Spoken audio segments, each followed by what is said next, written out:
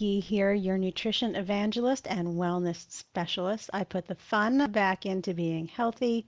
I empower women to get off the sidelines and back to doing all the things that bring them joy and just need a guide to help them along the way. I can be that guide for you. Today I'm talking about air quality. And you may be saying, hang on a second, Dawn, why are you talking about air quality? Well, there are some very simple, obvious reasons. One of which is I encourage you to eat, move, and recharge. Sometimes that moving happens outdoors, and if the air quality is not great, then you want to be careful about what you're doing outside. Um, and then let's take that another step. Why do you want to be careful about it? Well, because when we've got these particulates in the air from the wildfires, they can get into our lungs.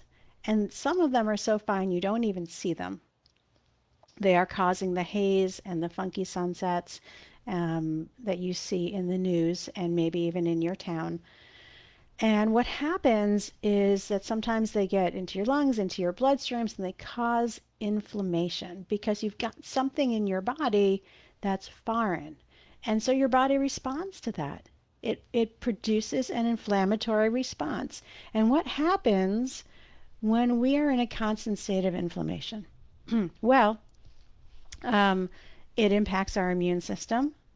It impacts our ability to metabolize our food the way we want to. So we may feel bloated, we may feel puffy, we may start to gain weight for seemingly no reason, right? That's the bloat, the inflammation. Um, and then long term is where the problems really happen. Long term, when your body is in a state of inflammation, that is when chronic disease comes into play. So many of our chronic diseases are caused by systemic inflammation. Things like, now, not a medical profession, not diagnosing or anything, but cancer is caused by systemic inflammation and cells that go that mutate and go crazy, right? In a layperson's terms. Autoimmune challenges, diabetes, so heart disease, um, even my son's asthma is a disease of inflammation. He had pneumonia when he was little, and now he has asthma, allergy-induced asthma. So I've said, hey, please don't go outside and run today. Jump on the Peloton, run on the treadmill, do something inside so that it's not negatively impacting his lungs more and causing problems down the road.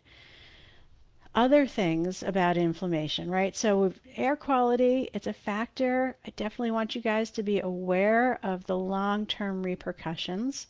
And that's something that's environmental. Another way that your body gets into a state of inflammation is by the foods that you eat. So if you're having a high inflammatory diet with and everybody's a little bit unique, but generally speaking, things like gluten and dairy and soy, refined sugars, artificial sweeteners, these cause inflammation in the body.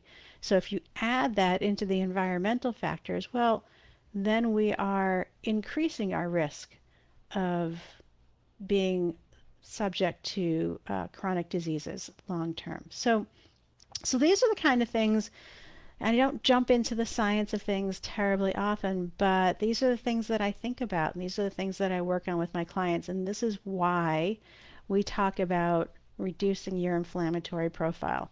Yes, with food, yes, with environmental factors. So if you need a little bit of help, jump into my group, Never Diet Again. You'll be the first person to see all of my offers, tips and tricks. You may be watching this video in there. If you want a little bit more, tag me, drop me a note. Happy to jump on a free consultation call and we can talk about what next steps might look like for you to reduce your inflammatory profile, get you headed in a better direction for your long-term health, because it matters. And as always, what I hope for you is that you live a life you love without being hungry, feeling deprived, or giving up your glass of wine with dinner. Until next week, stay safe.